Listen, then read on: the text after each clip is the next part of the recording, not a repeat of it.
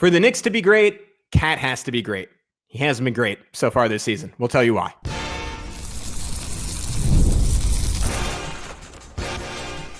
You are Locked On Knicks, your daily New York Knicks podcast, part of the Locked On Podcast Network.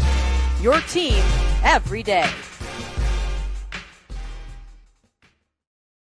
You are locked on to the New York Knicks. My name is Gavin Schall. I am a New York City native and a credentialed media member that's been covering the Knicks for nearly a decade. He is XJ, the co-host of the fantastic Hot Hand Theory podcast. If you haven't already, check out their deep dive this week on why Victor Wembanyama is about to take over the entire NBA, and everything we talk about on this podcast might not matter because he is just inevitable. But if you're concerned, this is Locked On Knicks, part of the Locked On Podcast Network, your team every day, your daily podcast on the New York Knicks, gives the most detailed insight on your favorite team at least 5 days a week. So be sure to join thousands of other Knicks fans in subscribing on both YouTube and your favorite podcast platform for the best insight on your favorite team every single day. Yesterday, if you missed it, we did a deep dive on the bench. Today, we're doing a deep dive on Karl-Anthony Towns and XJ.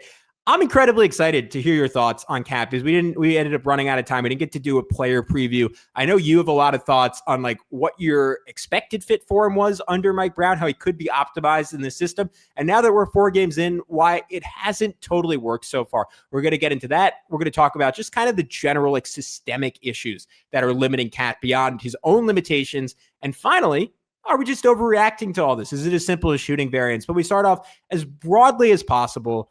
What do you think is wrong with Karl-Anthony Towns right now? Karl-Anthony Towns is much maligned by Knicks fans. If you're here, probably anywhere between 40 and 60% of you hate Karl-Anthony Towns right now, which I understand. I get why a lot of people are not big fans of him in terms of his approach, his style, a lot of these different things. Karl-Anthony Towns, to me, is one of my favorite players in the National Basketball Association. He is a unique player, and that means there's no one like him. And because there's no one like him, the ways that you deploy him have to be unique to match his own uniqueness. So far we've seen a lot where Karl-Anthony Towns is kind of floating around, being played as a wing, sort of in the ilk of a OG Anunoby or a Mikal Bridges, where he has to sort of get himself involved if he's not getting kickouts to wide open threes or corner threes or situations like that. Or when he hasn't been involved for a while, the team will say, oh man, Towns hasn't gotten a touch. Let's get him post up. Or Towns hasn't gotten a touch. Let's get him in isolation up high. Those are not the ways that you're going to maximize Karl-Anthony Towns. He is a player who integrates with other players, and the key is going to be Brunson and Towns. I believe, and I know that maybe a lot of people disagree with this, I believe that Brunson and Towns should be and could be one of the best pairings offensively in the entire basketball league, in the entire NBA. I truly believe that, and you have to figure out how to make that pairing work. What makes Karl-Anthony Towns unique is his long-range shooting at his size. There is nobody at his size who can shoot from the depth that he can shoot from. His quick release. You do not see bigs with a power transfer the way that Karl-Anthony Towns shoots, where he has no jump on his shot. It seems like he's almost shooting a set shot. That is how Steph Curry shoots. That's how Trae Young shoots. That's how LaMelo Ball shoots. These are some of the best long-range shooters in the game. Karl-Anthony Towns has that same attribute. You have to figure out how to make his spacing count, pull defenses far away from the basket, and not have them be able to put wings on him to be able to slow him down and hide their centers on other guys around the court. And there are so many ways you can do that schematically, but it starts with Brunson and Towns and those two guys integrating with one another, playing off of each other, and having requisite spacing. And if you're going to get the best out of Karl-Anthony Towns, all of those boxes need to be checked. You might say, man, that's a lot of qualifications to really enhance and highlight a specific player. And I'd say, yes. Guess what? It's worth it, because we know when Towns plays at the 5, he is one of the most impactful 5s in the game in the last 10 years. And he'll continue to do that for the Knicks if you play him in the correct way. He has a +9 net rating so far this season. And that, again, it's 4 games in. It doesn't mean a lot. I do think it's indicative of, like, even when he's not playing well, his mere presence, very similar to what we've always said about Deuce McBride, is still a positive out there for the New York Knicks. And that is like the basic, like, to me, like, conceit of why Cat, despite all the frustrations, all the BS, which I honor. Knicks fans listening, I feel them myself. I get incredibly frustrated. There's been a lot of just like stupid crap, to put it lightly, early in the season, like dumb fouls. Like he picked up like 2 in like the final 30 seconds before halftime. I think of that Heat game. He had 1 in the final 5 seconds of the third quarter against the Bucks, like to pick up his 4th foul, and didn't play half the fourth quarter, partially because of that. There are a lot of reasons to be frustrated with Cat, and my goodness, have I aired those frustrations over the last few years. The Knicks have generally been awesome when he's been on the court. It's just about finding those higher end outcomes like you got for the bulk of the Pacers series, where because of how Indiana guarded him, like he was just able to cook, whether it was shooting, whether it was off the dribble, whether it was on the roll. Like the Knicks like found a way to take advantage of his entire skill set. And that was less so because of what Tom Thibodeau was doing to optimize him. And it didn't really work when him and Mitchell Robinson were on the floor. To your point, he was being used more like a wing. But when he was playing as a stretch 5, when he was playing it like with spacing lineups, like he was thriving. When it was DeLon Wright, when it was Campaign, when it was Deuce McBride, when it was Landry Shamet, when it was Mikal Bridges, like when he's surrounded by shooting as a 5, there are just not a lot of answers for this guy. And like that +9 is, despite him, he's been awful this year. 35% from the field. He has been at, what is he at 2-point range? 36% from 2-point range. The passing has been there in fits and spurts, and yet on the whole, he's averaging 2 assists per game so far this season. That is the lowest since his rookie year last season, where he was far from optimized as a passer. He was at 3 assists per game. What would be step 1 to making this right in your mind? Step 1 would be putting him in the right lineup. So some of this is not Mike Brown's fault. And again, we talked about this in the last episode. If you haven't watched that, go back and check it out, because we really did a deep dive on the bench and the issues there. Deuce McBride being out and Karl-Anthony Towns having his best 2 games when Deuce McBride was on the court of the season so far, I don't think that's a coincidence. I think when Deuce McBride plays, when Karl-Anthony Towns gets to play next to Deuce McBride in those lineups, it automatically makes his presence that much more impactful, especially in these 5-shooter lineups that the Knicks are going to play. So step number 1 is making sure he's in more 5-shooter lineups as much as you possibly can if you want to get the most out of his offense. Step number 2 is I really would love to see him be more of a hub in the ilk of Domantas Sabonis for Mike Brown in previous seasons. I think that would unlock his passing. I think he's a great passer. In our reaction episode, you, Gavin, mentioned about this great pass that he made, this hook pass that looked like LaMelo Ball, like when he gets into the paint and somehow throws an impossible pass where he hooks it out to the perimeter for an open shot. And Karl-Anthony Towns did that. That's a 7-footer able to do that. The fact that he has the capacity to do that, and some of his passing that we've seen over the years has been really incredible. He's been consistently graded out as one of the best passers in terms of the quality of the passes, the looks that his teammates get off of his passes. And so I'd love to see him more as a hub as well. And step 3, again, is really just pushing Brunson and Towns to work together, and making those 2 guys synergize with one another is going to be the way to unlock this team. And despite what anyone thinks, I've heard a lot of it about it last year. Brunson-Towns is not really a great pairing. I strongly disagree. I think it's a great pairing. I think that you just need to really, really focus on it. And I think you check these 3 boxes and we'll start to see Towns unlocked, on top of the fact that, let's just be real, obviously we'll talk about it later, he just hasn't made shots in the last couple games, and he's going to make shots because he's Karl-Anthony Towns. Yeah. I want to get a little more into the Brunson cat of it all, because to me that's the key that the Knicks 1 year and 4 games in have not quite figured out yet. We're going to talk more about it in just a sec here on Locked On Knicks.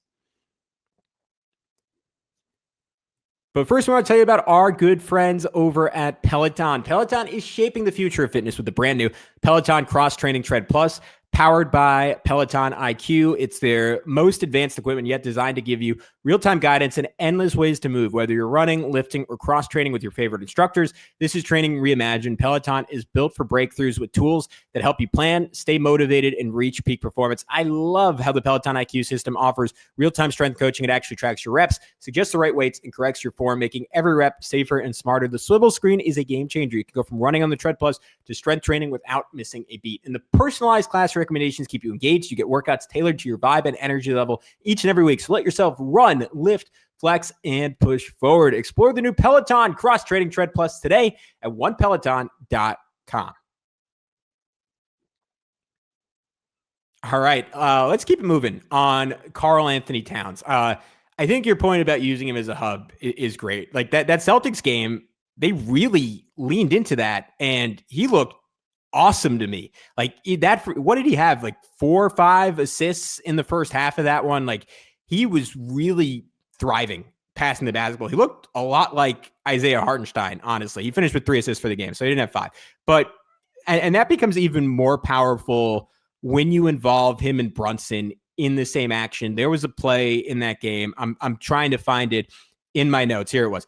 He was in the right corner, basically did like it was essentially like the basketball equivalent of a play action where Brunson ran off him. They faked it. They faked the DHO. And then Hart, who was also in the corner, just cut away from the play.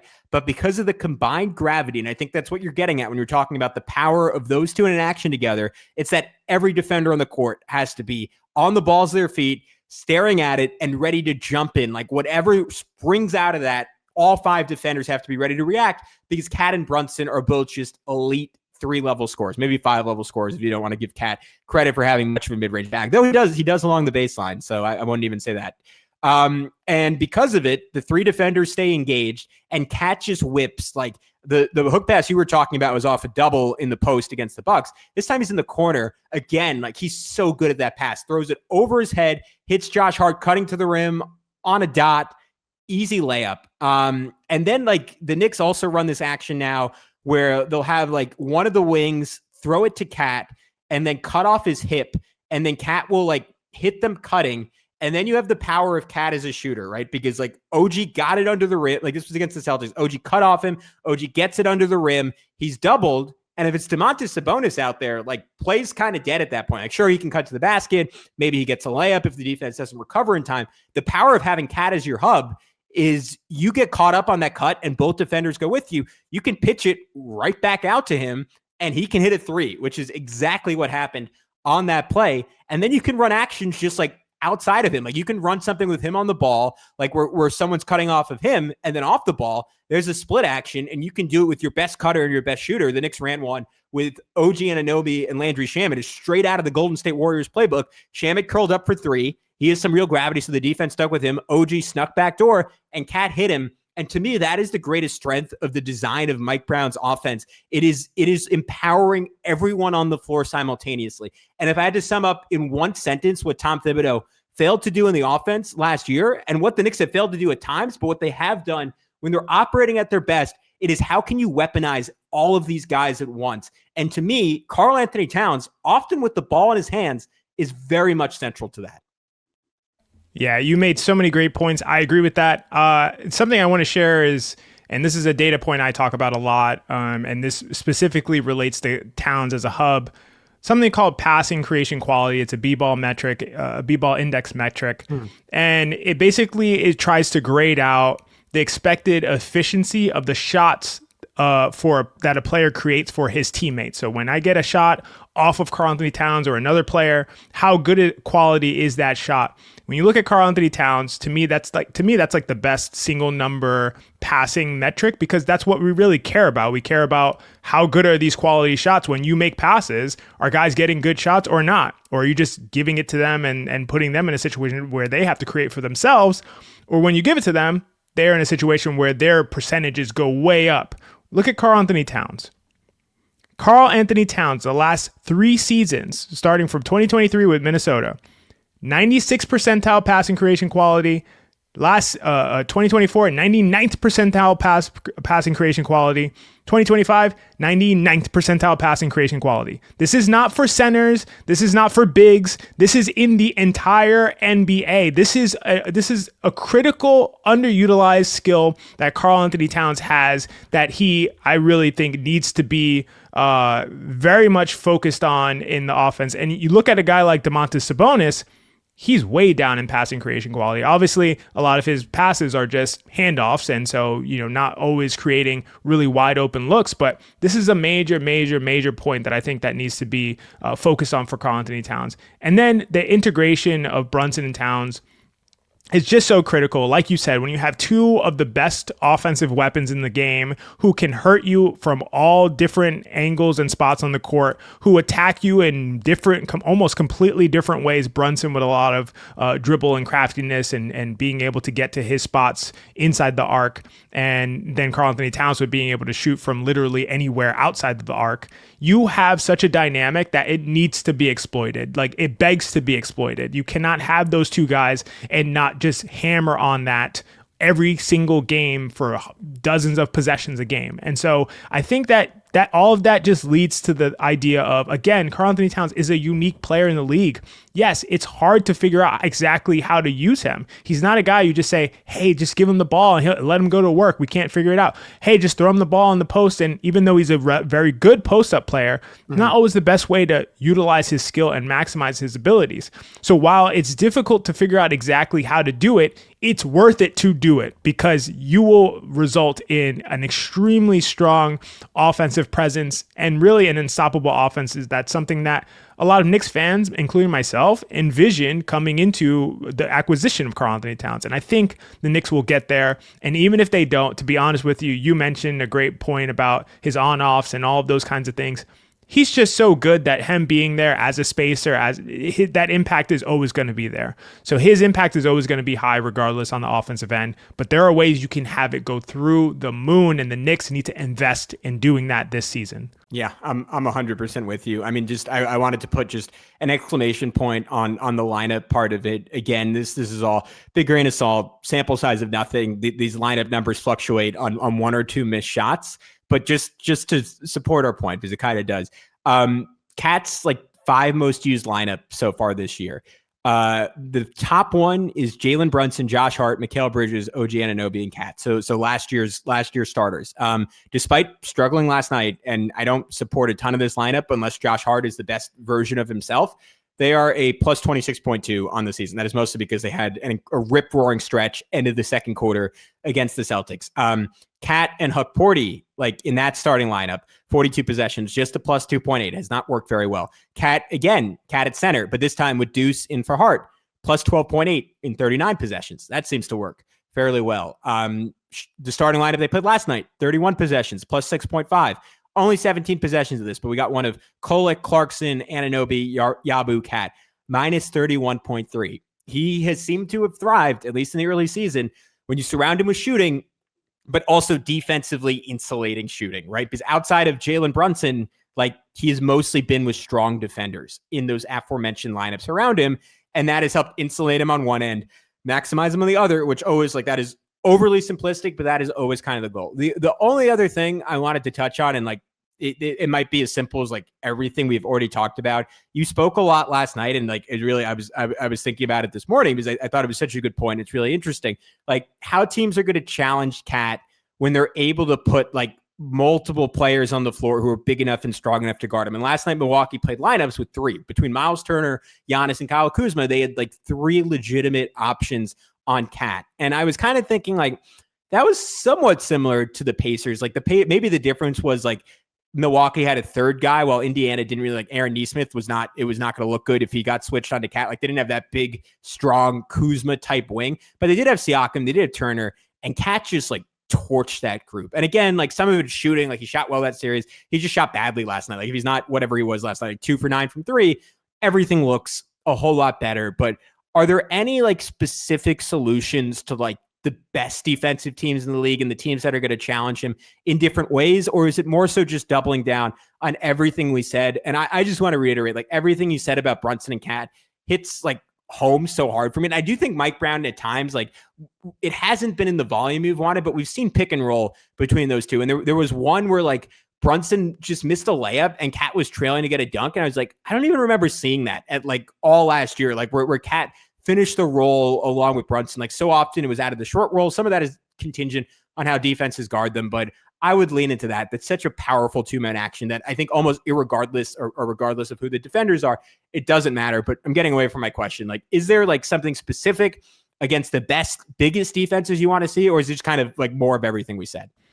No, and to me, that's the biggest challenge that's going to be posed to the Knicks. I think that that's just something that Mike Brown's going to have to iron out. But you have to have counters. And if you can get to a situation where, it's kind of funny because oftentimes you want to target a mismatch and you want to have the guy that you want guarding the ball be the one to switch onto the ball. But with Karl-Anthony Towns situation, I see it as I want the guy that I'm most afraid of as a rim protector be the one to get switched on to Karl-Anthony Towns and just pull that guy away. And that creates massive impact just by the function of doing that. And so you have Mike Brown's offense. He has this Princeton offense. They run a lot of motion. There's so much activity.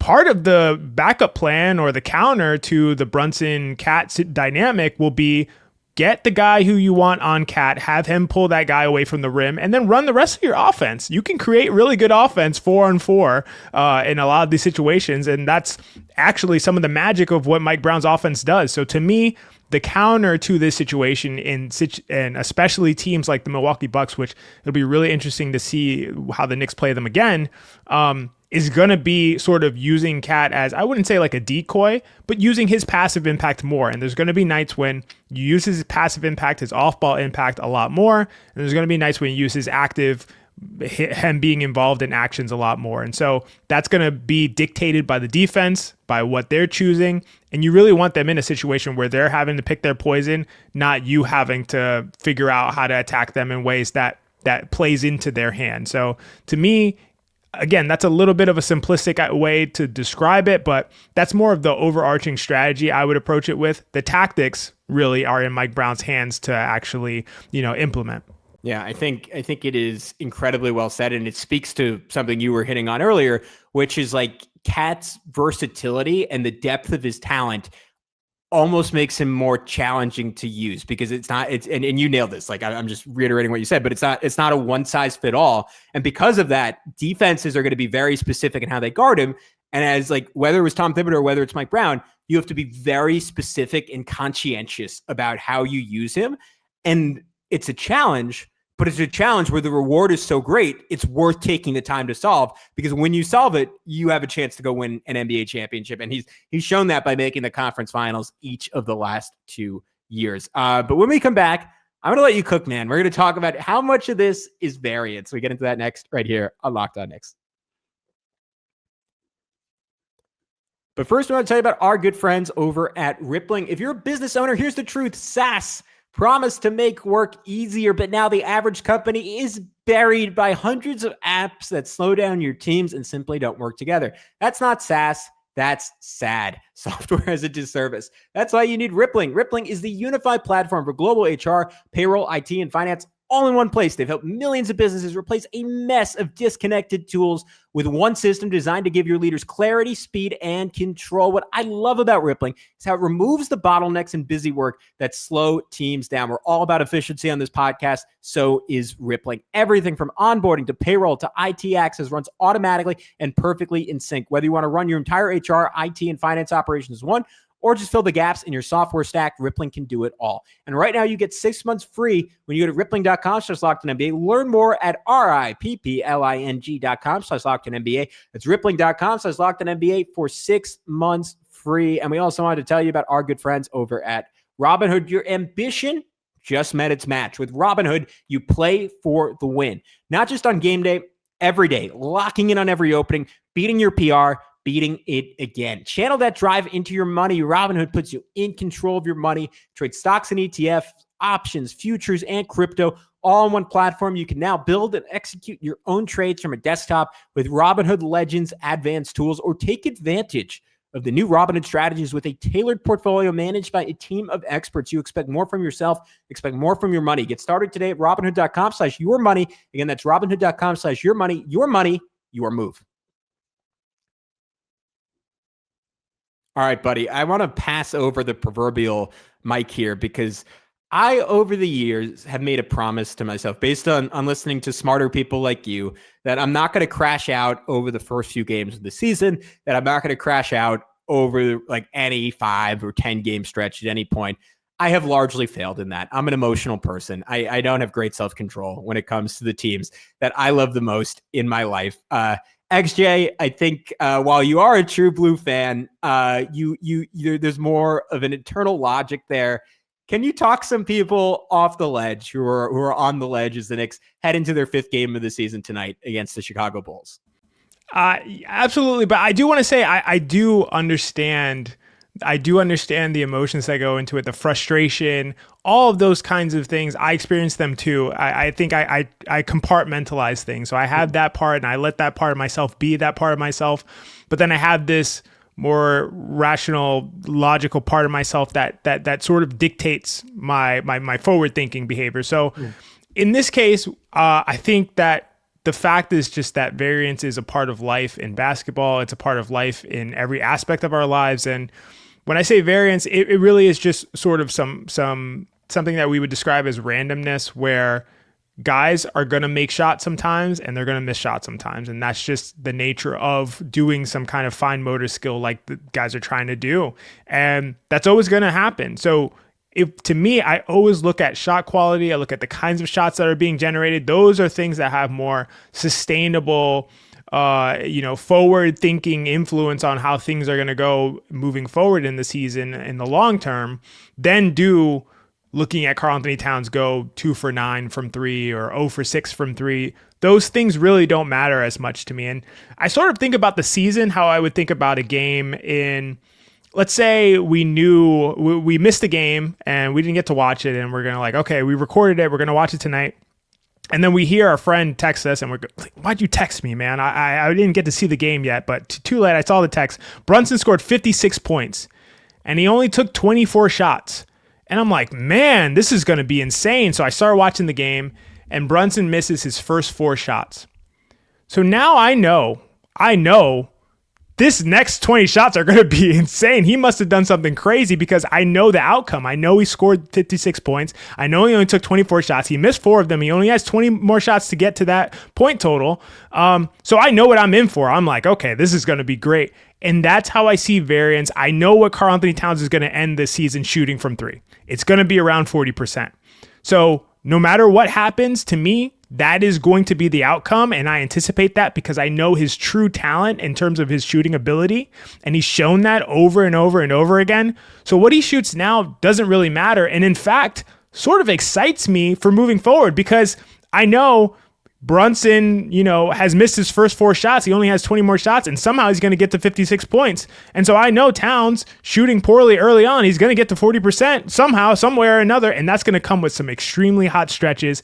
And we can be really, really confident in that because the data suggests that these guys, once we know what they do, what they're capable of, what their true talent level is, they reach that talent level. They regress to the mean of that talent level. And so that is going to happen. So I'll never panic early on when I see poor shooting from Towns or another guy that I know is a really, really good shooter, especially guys who are more locked into sort of their primes or we know what their actual level is, whereas early in their career, you can fluctuate a lot.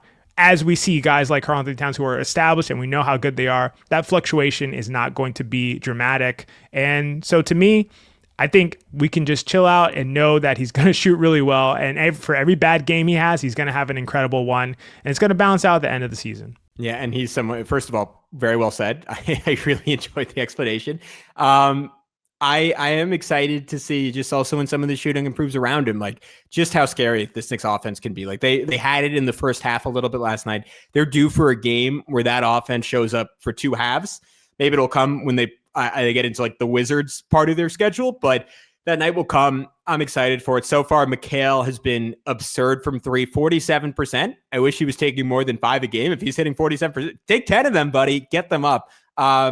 Deuce has been awesome, but he's only played 2 games. He's 40%. Shamet, 39%, but that's basically who Landry Shamet is, 40%, basically who Deuce is. And then you go down from there and you're like, okay, no one else is shooting well. Cat, 33%, OG, 32%, Jalen, even though he's shot really well overall from the field, 31% from 3. Jordan Clarkson, this one's probably not too far off from reality, 31%. Kolek might not be a great shooter, 27%. Gershon around 40% last year, 14% so far this season. That is not great. Josh Hart with the injured finger, maybe this is what it is, but hopefully it is better than the 11% from 3 he is currently shooting. The New York Knicks are getting up a ton of threes. I think I have it in my notes here. I think 3rd in attempts in the NBA so far this year, but they are not hitting a ton of them so far. 11th in made threes, 3rd in attempts, 23rd in three-point percentage. If that balances out, if the Knicks are more like 15th in three-point percentage and they keep their current volume, everything is going to look a whole lot better, and we don't need to crash out. He's XJ. I'm Gavin. Hopefully this show didn't make you crash out. We will be back next week. I will be back tonight recapping Knicks Bulls. Until then, be good. Thank you so much for listening, and we'll talk to you very, very soon right here on Locked On Knicks.